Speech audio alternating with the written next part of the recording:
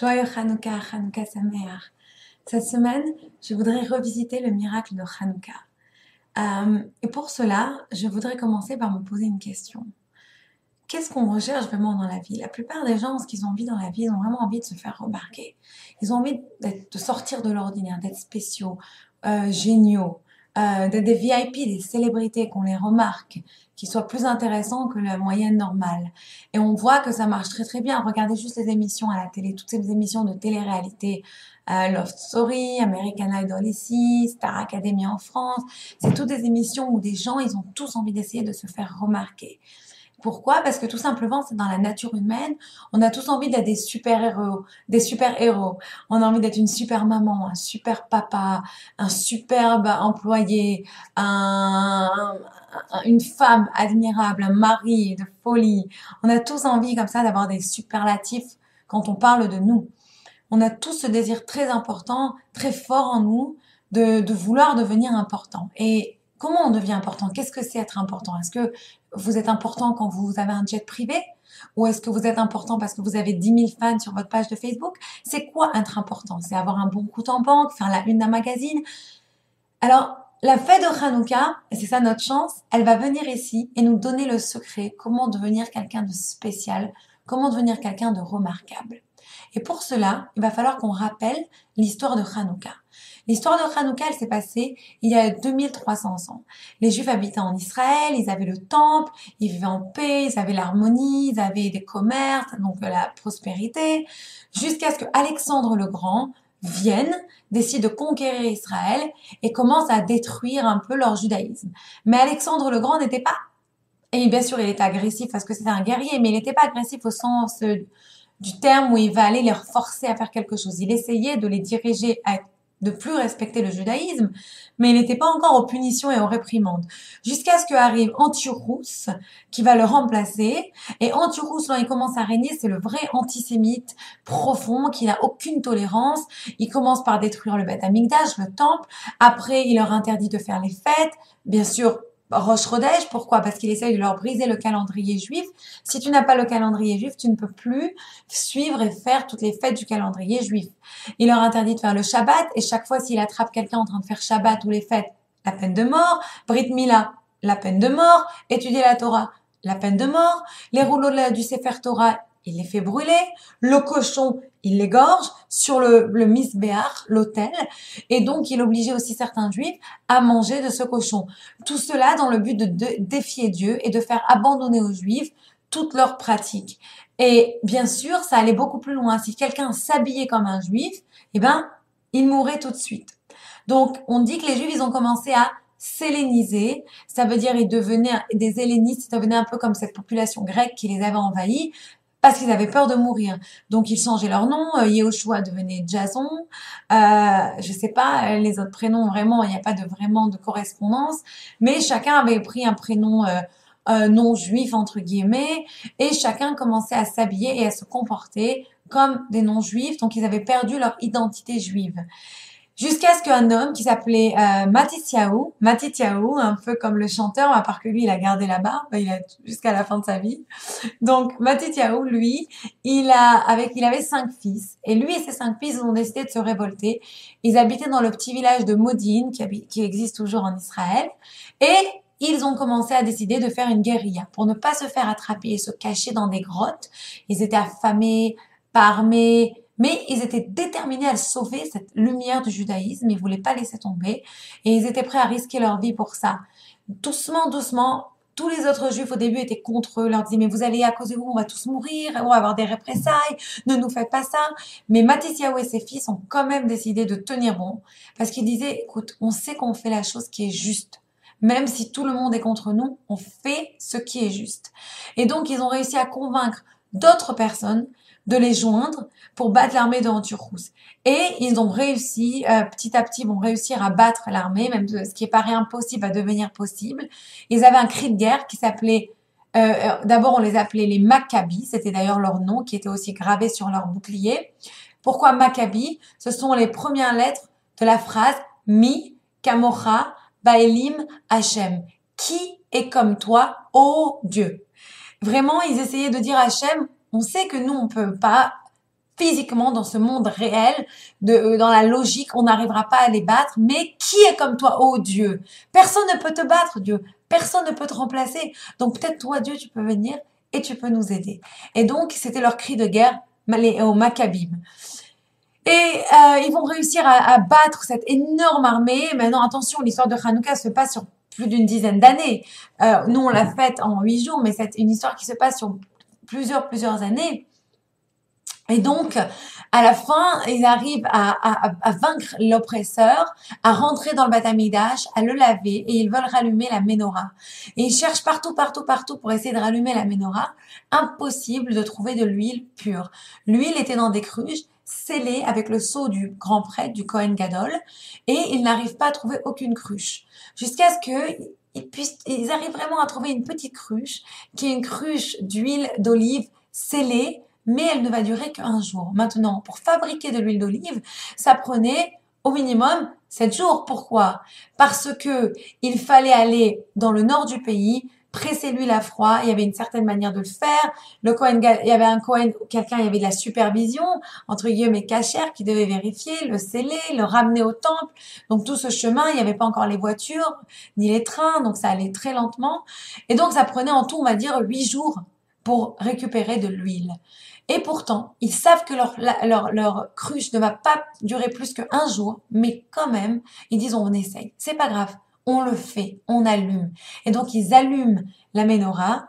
Et une fois qu'ils allument la menorah, il y a un miracle. Au lieu de durer un jour, l'huile va durer pendant 8 jours. Et on dit que le miracle, certains avis disent que le miracle était que l'huile ne diminuait pas. C'était la même quantité pendant ces 8 jours. Et donc, c'est cela qu'on fête aujourd'hui, le miracle de Hanouka. Pendant 8 jours, nous allumons la Hanouka. Maintenant, vous allez me dire, mais quel rapport avec comment j'ai commencé le cours, l'idée du cours? Comment atteindre la grandeur? Ok, l'histoire de Hanouka, elle est magnifique, c'est fort, c'est profond. Mais quel rapport? Comment devenir quelqu'un de grand, de génial, d'important? Quel est le secret ici? Eh bien, tout simplement, il faut réfléchir. Dans notre siècle, dans notre société, notre plus grande erreur est de croire que notre grandeur personnelle, elle est basée sur la vie des autres. Par exemple, nous pensons que vraiment, que la grandeur d'une personne, elle est décidée, elle est contrôlée par le monde extérieur et que nous ne contrôlons rien. Tu es in si tu es sur la couverture de Elle Magazine. Tu es une super actrice si tu reçois un Oscar. Tu es très intelligent seulement si tu vas dans telle et telle université. Tu as réussi, ah oui, si ton entreprise elle est cotée en bourse.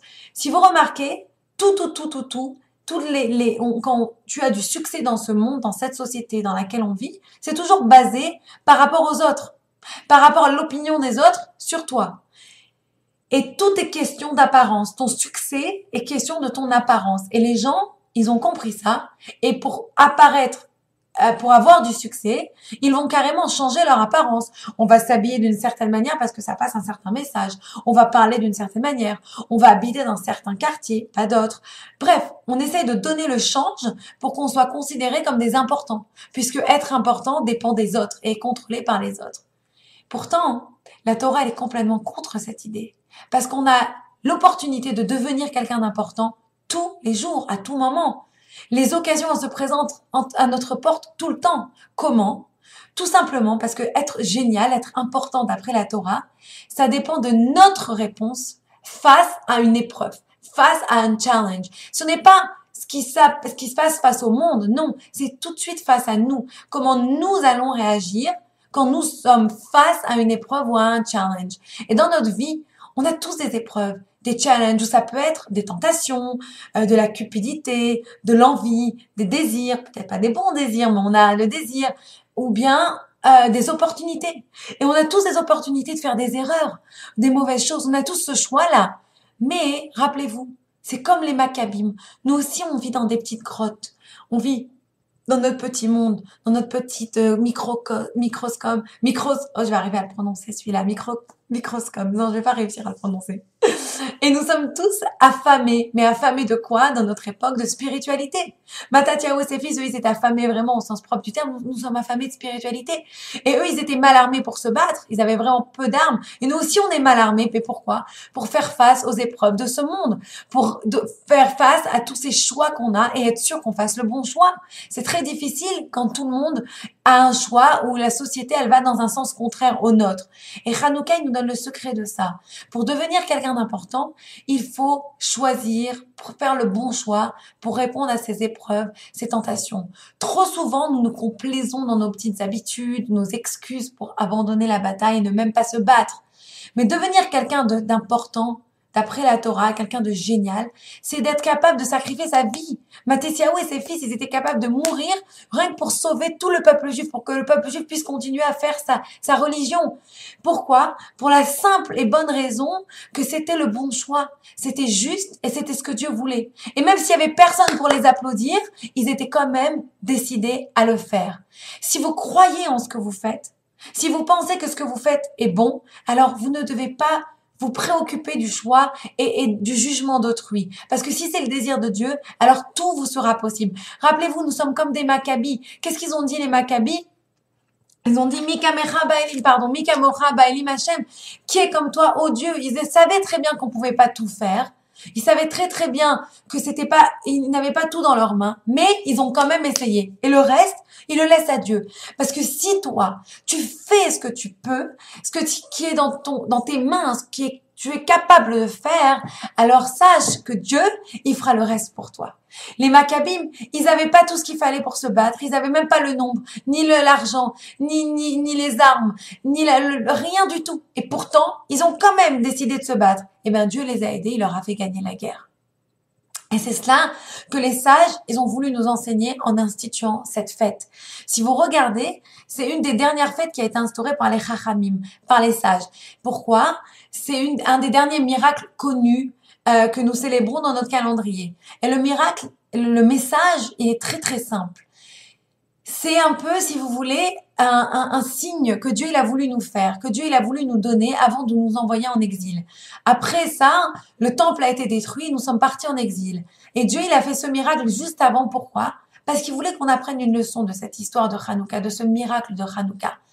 Et pour comprendre cette idée de nous apprendre une leçon juste avant de nous envoyer en exil, pensez par exemple à des parents qui envoient leur enfant à l'armée, ou ils envoient leur enfant loin de chez eux, dans une école ou une université.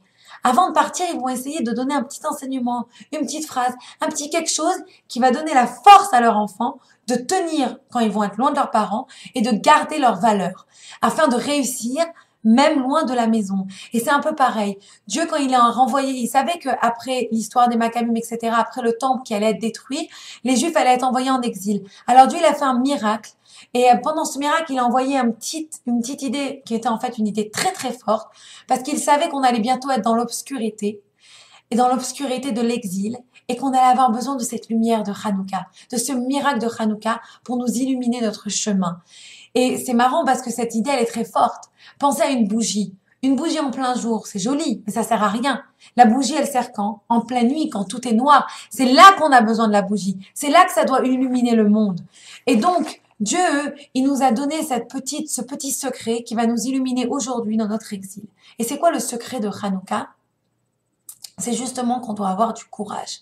Dieu, il veut nous rappeler que pour être génial, que pour devenir quelqu'un d'important, il suffit des fois dans la vie d'allumer la petite bougie, d'allumer avec cette petite fiole. Et même si vous croyez que vous avez assez de force pour un jour, même si vous pensez que cette lumière, elle va durer qu'un jour, eh bien Dieu va vous aider. Si vous faites l'effort d'allumer, Dieu il fera l'effort que cette lumière, elle dure pendant 8 jours. Et c'est intéressant parce que j'ai lu sur Facebook d'ailleurs un cours de mon Rav du séminaire Eli King. Et j'avais étudié cette page, je pense, si mes souvenirs sont bons avec lui. Et c'était une page du Talmud de la Gemara. Quand le Talmud de la Gemara, elle commence à parler de Hanouka, des lumières de Hanouka, elle a une discussion assez intéressante. Elle discute des lumières, elle compare Hanouka et Shabbat avec la qualité de l'huile qu'on a le droit d'utiliser pour allumer ces lumières. Et elle dit par exemple, si tu utilises les lumières de Shabbat avec de la mauvaise huile, l'huile de mauvaise qualité, et que ça s'éteint, c'est grave. Pourquoi? Il y a plusieurs implications. D'abord, tu peux être, on va dire, tu peux vouloir rallumer la bougie de Shabbat. Si ça s'éteint, est-ce que tu dois la rallumer? Est-ce que tu vas être à côté? Etc.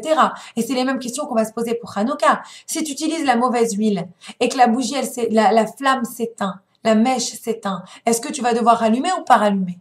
Et c'est une question qui, en fait, a des connotation. La Gemara d'ailleurs continue et la Gemara elle répond à des questions par des questions par des questions pour essayer de donner une réponse. Et là la question elle est quoi? La question elle est que par exemple, la vraie question qu'on se pose, c'est que si ça s'éteint, est-ce que tu dois rallumer? Est-ce que c'est important d'allumer parce que tu fais l'action d'allumer ou est-ce que c'est important que la flamme elle brûle? Si c'est important que la flamme elle brûle, dans ce cas-là quand ça s'allume, il faut que tu rallumes tout de suite. Pardon, quand ça s'éteint, il faut que tu rallumes tout de suite. Ou bien, ça peut être une autre question. S'il y a un enfant de 13 ans à la maison, est-ce que le papa, il peut laisser l'enfant de 13 ans allumer pour lui? Si tu dis que le plus important, c'est d'allumer, donc la réponse, elle est non. Mais si le plus important, elle est quoi? Elle est que juste que ça dure cette flamme. Pourquoi? Parce que plusieurs avis vont dire, le miracle, c'était quoi? Que ça a duré 8 jours. Donc, dans ce cas-là, si ça s'éteint, tu rallumes pour rappeler cette idée que ça a duré longtemps. Donc, tu rallumes. Donc, dans ce cas-là, même un enfant de 13 ans, il pourrait allumer. Alors que si tu dis non, le miracle, c'est qu'on a allumé la menorah. Alors, dans ce cas-là, c'est l'allumage qui est important. Et aucun enfant ne peut remplacer le papa. La réponse, la Gemara, elle nous dit, je vous passe tous les détails, elle est dans la bénédiction, quand on allume la Hanoukia. Baruch ata Hashem Elokeinu melech haolam, etc. Leadlik ner shel Hanouka. Traduction, allumer les bougies de Hanouka. C'est quoi qui est le plus important? Quel a été le plus grand miracle? Est-ce que c'est que ça a duré 8 jours ou qu'ils ont allumé? Eh bien, d'après plusieurs avis, c'est justement qu'ils ont allumé. C'est que même s'ils ont vu et ils ont su que ça n'allait pas tenir, que ça ne pouvait pas logiquement brûler plus d'1 jour, ils ont quand même allumé. C'est un enseignement très très fort. Aujourd'hui, dans notre société, on a tort de vouloir juger toute action en fonction de son rendement immédiat, de sa rentabilité certaine, de sa réussite palpable tout de suite. Eh bien non. Des fois dans la vie, il faut pas réfléchir comme ça. Il faut agir plutôt que raisonner. Pensez juste par exemple au ghetto de Varsovie. S'ils devaient se battre et ils avaient réfléchi qu'ils avaient aucune chance contre les nazis, ils auraient même pas fait le soulèvement du ghetto de Varsovie. Ou bien, vous soyez d'accord ou pas avec Theodor Herzl, mais c'était Theodor Herzl, quand il a pris l'idée, il a dit je vais faire l'État d'Israël. Et il aurait pu se dire mais c'est débile. Et pourtant, il a quand même essayé de le faire. Et ça a réussi. Ce que je veux dire ici, bien sûr, grâce à Dieu, mais l'idée, elle est quoi ici? C'est l'allumage qui compte. Que la bougie, elle brûle ou elle s'éteigne après, c'est l'affaire de Dieu. Mais l'homme, il a une obligation quoi? D'allumer. Et même si la bougie, elle s'est éteinte, s'il a allumé, eh ben l'allumage, elle a gardé toute sa valeur. C'est ça vraiment le sens profond. C'est ça Hanouka qu'on revisite. Alors, c'est quoi l'idée ici? Eh ben l'idée, elle est qu'il faut allumer chacun. Il faut illuminer notre monde, illuminer notre quartier, illuminer nos amis. Comment on illumine? On ajoute un petit acte de bonté, une petite mitzvah qu'on prend sur soi. Même si on se dit, ah, mais par rapport à tout le monde, par rapport au monde, c'est rien du tout. Ça va durer qu'un petit moment, ça va durer qu'un jour. Ne vous en faites pas. Dieu, il a fait le miracle de Hanouka et nous l'a fait fêter chaque année pendant 8 jours. Pourquoi? Pour nous rappeler que même si tu penses que ça va avoir un petit impact, non. Dieu, il peut toujours agrandir ton miracle. Dieu, il va s'occuper de le faire grandir. Et cette idée d'allumer de la lumière, c'est une idée très très forte. Pourquoi? Qu'est-ce que c'est la lumière? C'est quoi l'idée des bougies, des lumières, etc.? Réfléchissez d'abord, commençons par réfléchir à la Hanoukia. Quand on l'allume, on doit allumer toutes les lumières autour. Pourquoi? On peut pas se servir de la lumière de la Hanoukia. Pourquoi? Parce que c'est pas une lumière pour nous, c'est une lumière pourquoi? Pour éclairer les autres. D'ailleurs, c'est pour ça qu'il faut toujours la mettre où? À sa fenêtre. Parce que ce sont les gens autour de nous qui doivent la voir. La lumière de Hanouka, elle est là pourquoi? Pour éclairer le monde. C'est cette lumière qui repousse l'obscurité. Et si vous êtes dans une chambre toute noire, prenez une petite lumière, ça repousse l'obscurité. Vous n'avez pas besoin d'une torche. Une petite lumière repousse l'obscurité. Si vous faites un petit effort pour amener un peu d'amour et de bonté autour de vous, eh bien, ça aura des énormes conséquences. Et je vais aller un petit peu plus loin. Hanouka, la racine vient aussi du mot chinour. Chinour qui veut dire l'éducation. On doit pas seulement le faire, mais on doit aussi éduquer nos enfants à faire de même. Éduquer le monde autour de nous à faire de même. Ça doit être un effet boule de neige. Vous faites du bien et vous envoyez le bien autour de vous et tout le monde va être inspiré et va vouloir aussi faire du bien. Et ce qui est intéressant, c'est quand on allume la Hanoukia, on allume chaque bougie et puis chaque soir on allume une bougie et on allume en premier la nouvelle bougie qu'on a rajoutée. Quelle est l'idée ici? L'idée, elle est très très belle. Tout d'abord, ce que vous avez déjà acquis, ça peut pas être mis en question. La bougie que vous avez déjà allumée la veille, ça reste la vôtre pour toujours. Cette bonté que vous avez amenée dans le monde, eh ben ça va pour toujours, pour l'éternité, continuer à éclairer le monde. Parce que Dieu il va continuer à faire étendre cette beauté tout autour. Et continuons un peu plus loin. Ces anciennes flammes, pourquoi on garde toutes les flammes? Pourquoi on n'allume pas juste une bougie chaque soir? D'après la halakha, ça pourrait être possible. Pourquoi? Eh bien, parce que chaque fois, on se rappelle qu'il faut garder, si vous voulez, la flamme d'avant, qui représente un peu la génération d'avant. Toujours respecter cette génération qui s'est battue pour nous, qui a acquis des choses pour nous et avancer de l'avant. On dit d'ailleurs que la génération du Mashiach, c'est pas une génération obligatoirement très méritante. Si vous la comparez aux grandes sadikim d'avant, aux grands saints d'avant, vous vous dites, tiens, ils sont vachement plus méritants que moi. Mais on a un peu cette image d'un aveugle qui a un nain sur ses épaules. Et l'aveugle, il est géant. Mais autant géant qu'il soit, il ne voit rien. Donc, il a besoin quoi? Du petit nain qui a la vue pour lui montrer la route. Et bien, imaginez, c'est un peu la même idée. Nous sommes les petits nains, nous montrons la route aux générations d'avant. Parce que c'est nous qui la vivons, la génération. Et avec beaucoup de tfilotes, c'est nous qui allons mériter Mashiach. Et je vais continuer un peu plus fort mon idée. La lumière, c'est quelque chose qui est unique. Pourquoi? Vous pouvez la partager autant que vous voulez, en donner aux autres. Ça vous enlève rien à vous. L'électricité, donnez de l'électricité aux autres, vous aurez moins d'électricité. De l'argent, donnez-en aux autres, vous aurez moins d'argent. Ça vous aimez pas un peu. Mais la lumière, donnez-la aux autres. Vous n'aurez jamais enlevé la lumière de vous. Vous aurez toujours autant de lumière. Donc c'est vraiment cette idée très très forte. C'est pas n'importe quel miracle qu'on a choisi pour représenter cette idée. 8 jours chaque année. Et enfin, le vrai miracle, il est fait comment? Comme dans le temple à l'huile d'olive. Et l'huile, c'est vraiment ça a une caractéristique très particulière. Mélangez l'huile à n'importe quel liquide. Qu'est-ce qui va se passer tout de suite? Ça va aller en surface. Ça va tout de suite aller au-dessus. Ça va jamais se mélanger aux autres liquides. Par contre, prenez cette même huile et mettez-la sur vos habits. Oh là là! Qu'est-ce qui va se passer? Ça va transpercer vos habits. Et là, vous allez d'abord avoir payé comme ça, super cher, allez vous les faire laver au pressing, mais à part ça, ça transperce toutes les couches que vous pouvez avoir sur vous, ça va transpercer. Et lui, c'est comparé à quoi? C'est comparé à la Torah. La Torah, c'est quelque chose qui surnage, qui monte au-dessus de tout, qui peut pas se mélanger au tout. Pourquoi? Parce que c'est surnaturel. La Torah, c'est quelque chose qui vient de Dieu, c'est magnifique, c'est des fois au-dessus de notre compréhension tellement c'est beau et c'est fort. Mais en même temps, ça doit pénétrer tout et chacun de nous. Et c'est ça qui est très beau.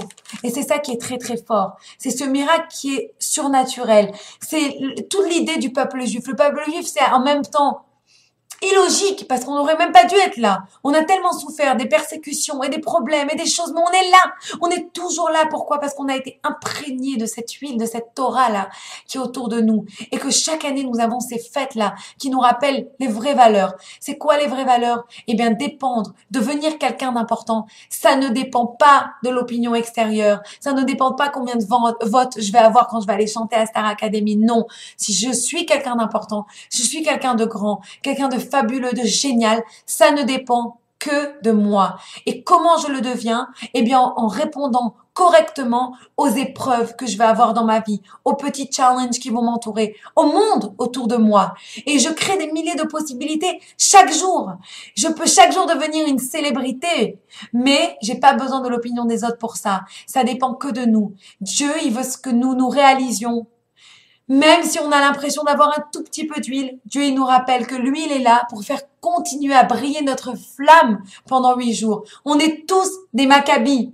On a tous cette force d'illuminer le monde. Alors ce Hanouka, allumez votre Hanouka, emmenez la lumière autour de vous, brillez et le monde brillera avec vous. Et Dieu il fera le reste, il emmènera votre lumière partout. Et je vais terminer avec une petite histoire pour illuminer, pour bien expliquer cette idée. C'est une histoire personnelle. C'est une histoire qui s'est passée avec mes parents qui sont shluchim, envoyés du rabbi à Grenoble. Et mes parents, ils font toujours les mifsaïm. C'est-à-dire que le soir de Hanouka, chaque année, depuis que je suis née, je les ai vus faire ça. Aller porte en porte ou aller dans les stations, ils habitent à Grenoble, donc c'est à côté des montagnes, aller dans les stations de ski et donner des chanoukiotes avec des bougies à tous les gens pour qu'ils puissent allumer et leur donner des chansons, des beignets délicieux cuisinés par ma maman et donc vraiment partager cette lumière autour d'eux. Et une année, ils ont été donc dans un immeuble, ils allaient quartier en quartier chaque soir, et ils ont essayé de trouver les gens juifs pour rentrer et leur donner de la chanoukia. Et donc, ils ont changé, ils ont vu un nom, ils se sont dit, tiens, peut-être c'est un nom juif, ils ont sonné, bonjour, nous voudrions venir vous emmener à la lumière de Hanouka. Et la femme, tout de suite, non, non, non, merci, je suis pas intéressée. Mais non, ils ont réessayé, vraiment, c'est un petit cadeau, juste un cadeau de la jeunesse Lubavitch, s'il vous plaît. Jusqu'à ce que la femme a accepté de les faire monter là-haut. Ils arrivent chez elle, elle ouvre la porte et sa maison est remplie de Bouddhas. Des Bouddhas partout. Bouddha ici, Bouddha là, toutes les sortes de dieux hindous, etc. Et elle est venue, elle leur a dit, écoutez, moi je suis pas du tout intéressée par la religion, j'ai mes histoires avec Dieu, je suis pas intéressée, mais vous êtes très mignons, très gentils, je veux bien prendre les beignets, et au revoir. Et mes parents, ils ont dit, non, non, non, non, s'il vous plaît, laissez-nous juste vous allumer la lumière de Hanouka. Une bougie, allez, on vous allume la Hanoukia. Au début, elle était pas très contente. Après, elle a dit, vous savez quoi? Ok, allumez-la, votre bougie. Mes parents, ils ont pris la Hanoukia. Il n'y avait pas vraiment d'endroit où la poser, alors ils l'ont posée sur Bouddha. Donc, il y avait Bouddha, il y avait la Hanoukia dessus. Et donc, mes parents, ils l'ont aidée et on a allumé la Hanoukia avec elle. Et donc, quand elle allumait la Hanoukia, elle s'est mise à pleurer d'un seul coup. C'est comme si son âme, elle s'est réveillée. Et aujourd'hui, cette femme, on la connaît toujours, on est très proche d'elle, mais ses enfants sont devenus religieux, ils habitent tous en Israël. Chacun, il est mieux que l'autre. Et cette femme, elle s'est vraiment rapprochée du judaïsme. Et c'est une très très bonne amie. Cette petite flamme que mes parents ont amenée à cette femme, eh ben, elle a illuminé des générations. Donc c'est vraiment pour vous dire, allez-y, illuminez le monde. Vous avez ça dans vos mains. Juste allumez la flamme. C'est tout ce que ça demande. Chag Sameach. Passez un super Hanouka.